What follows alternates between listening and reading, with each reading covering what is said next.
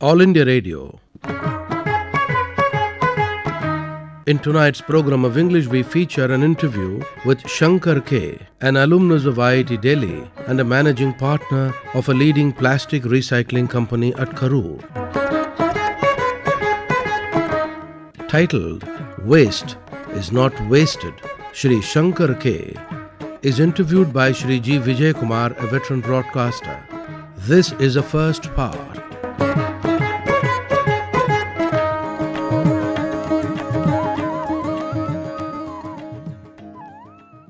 Hello and welcome to yet another edition of a program in English where we are going to feature a very prominent industrialist from Tamil Nadu who has hit headlines recently. Wealth from waste is what we have gathered all these years. For the last 2 decades or more, we have been talking about wealth from waste. And wealth from sweat also has been there. So anagrammatically, waste and sweat are contributing to wealth creation in this country. Talking about waste, Mr. Shankar from Karur has been doing a yeoman service in this field through his industrial product. He is in our studios in Chennai. Welcome to the studios, Mr. Shankar. Thank you very much. What exactly is the need for waste to be converted into wealth these days? There was a time, a decade or 2 or 3, 4 decades ago when waste was waste. Nobody looked at it, it was disposed of.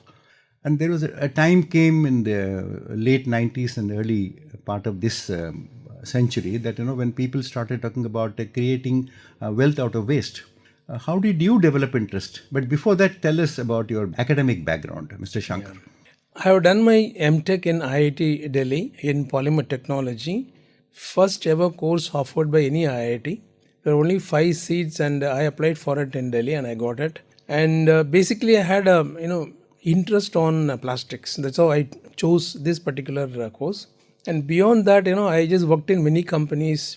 And all along, I was more interested in recycling the plastics into usable products. Somehow, it formed like that right from 1990, involved in recycling of nylon, recycling of polyesters, and giving a useful product to the society. Of late, recycling is the one which is, decorated by the country, by international countries. Basically because that contributes to carbon neutrality. So that way I'm happy that I'm part of this initiative by the government. Yeah. So recycle, that is the mantra that is now doing the rounds in all over the places. Recycle, reuse and all that. Yeah. So when it comes to polymer, is it a global phenomenon or is it exclusive to India? Because, we find in India, particularly in urban centers, in shopping malls and in big marketplaces, you find, lots of plastics being used. First of all, tell me, how did we come to use plastics or plastic bags or plastic sheets or plastic containers in this country a good 25-30 years ago? See, traditionally, we all lived in villages, so there wasn't any plastic that time. And anything what we used were perished, decayed, so degraded, so that, it gets into the soil. There is nothing which is non-degradable. But over a period, innovation took place. People thought, why not we have something which is non-degradable? That's how, they developed a PVC cable. A PVC cable, we want to have it in the house, being an electrical conductor, and that should, long last, so that, you don't build a house every now and then. We'll build it, once in a lifetime. So, but over a period, after PVC, polyolefin came, polyester came, nylon came. All of them are non-degradable. So, they being plastics, they take years to degrade. So, when the population went up and the consumption went up, disposal became an issue now. Everybody is dumping into the soil. So, the landfill is an issue. Leaching of unwanted chemical is an issue. So how do we take care of this? That's how the recycling part came into existence. In Western countries, there's a discipline of disposing the waste. So it goes to the industry and then they recycle it. And in India, that habit is being developed only now. Because of which, the waste have to be recycled. And without which there's no life. Otherwise, you find everywhere filled with plastics. So that's why I felt, why not I get into recycling and be a part of saving the earth. Very good. Yeah, nice. Excellent. But tell me, how or when do you decide that a plastic product or a plastic item has become waste? We use it, of course, we use it at home, we use it in factories, we use it in offices and in public places. But who or when does it turn into waste? Not from the beginning, I suppose, but at a particular point in time, when it loses its value or it's no more usable, it becomes a waste, right? Yeah. So there's a lifespan available for the plastics before it is declared a waste. How do you determine that phase? There's something called a single-use plastics. So once used, this is not usable again. Buy food from a restaurant, maximum half an hour it is there in the house, and rest they were just throwing it.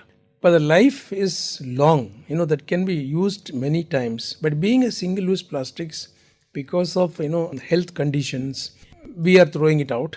So such a valuable product should not be thrown like this. So it has to be given some shape.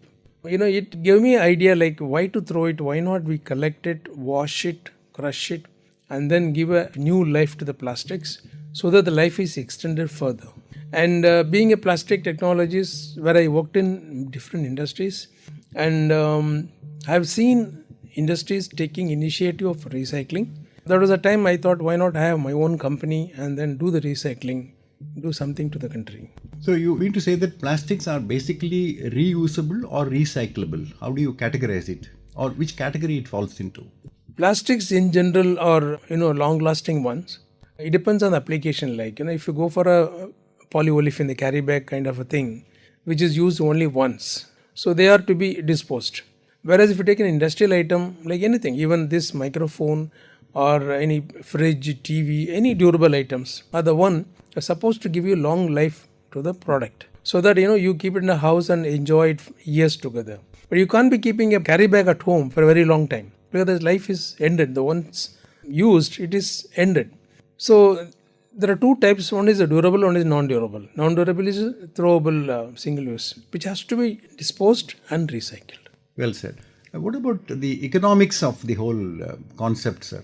We, developing country, of course, we are a fast developing country now, but there is also an economic angle to the plastic disposal or replacement for plastic or any other alternative sources.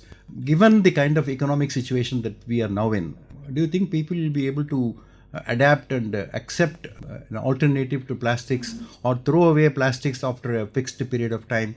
How do you reach out to the people in terms of educating them on recycling or refacing or phasing out of plastics? See, now the lifestyle is changed.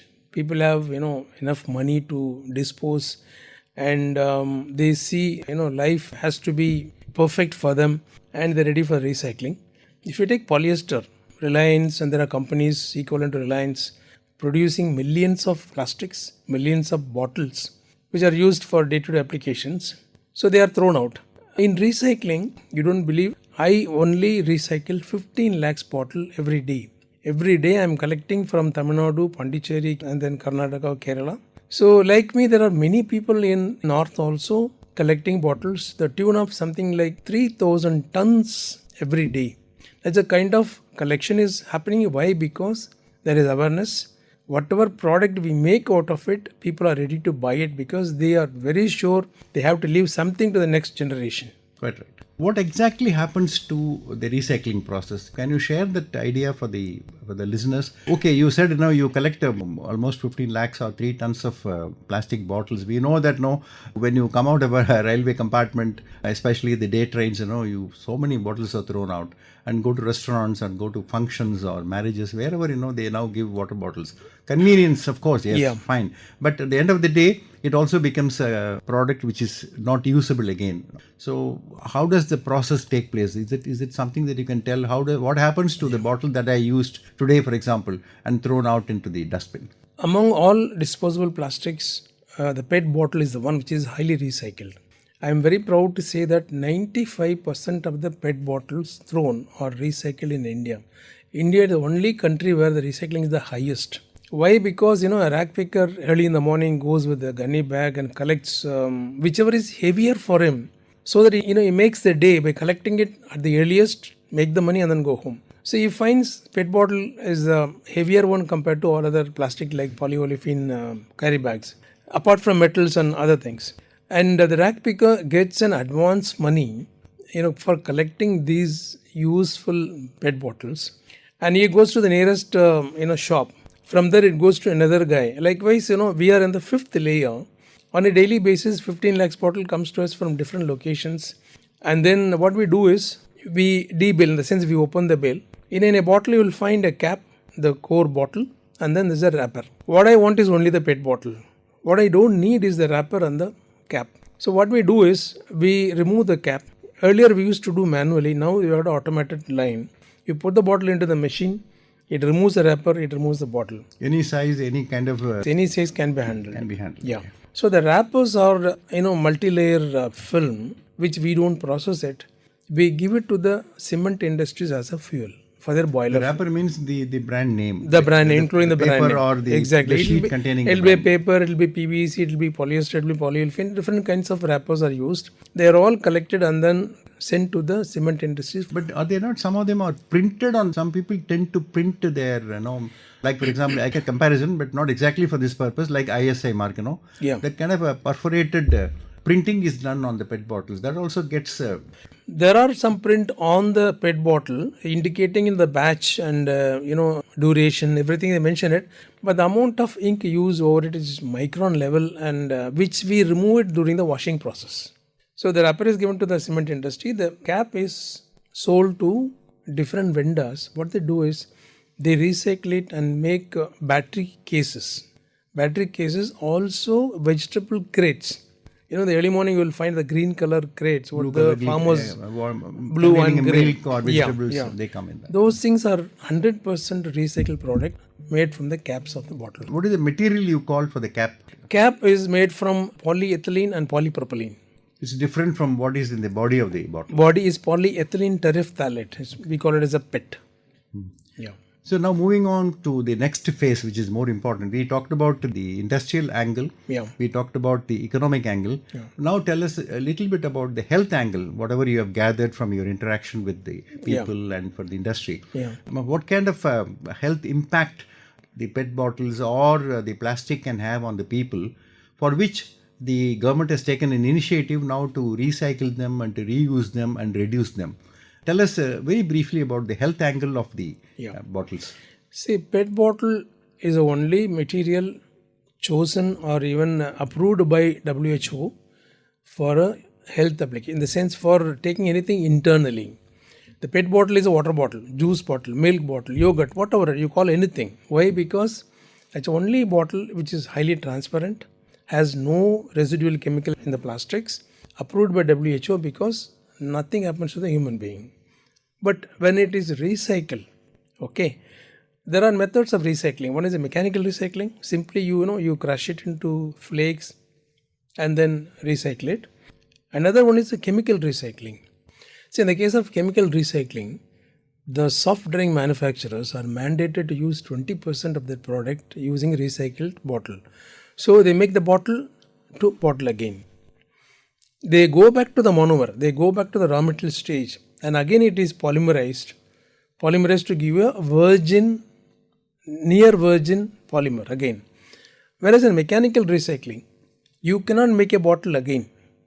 In chemical recycling, you can make the bottle again. In mechanical, you don't make a bottle, whereas you can make a garment. What I am making is a garment out of the bottle, which is through a mechanical recycling. Nothing is getting into the body. It is only used as an external product, which doesn't affect you. Well, we have been talking about use and throw, but for you it is actually you throw and we'll use it. That kind of a reverse activity that you have been doing. Yeah. There are more interesting things to it, which I think we will talk about it in the next episode of the program. Yeah. Thank you for your participation, Mr. Shankar. Thank you very much. You just listened to the first part of an interview titled Waste is Not Wasted with Shri Sankar K, an alumnus of IIT Delhi and a managing partner of a leading plastic recycling company at Karur. He was interviewed by Shri G. Vijayakumar, a veteran broadcaster. The concluding part of the program can be heard the same time next week in the same channel. With that, we come to the end of this edition of Program in English.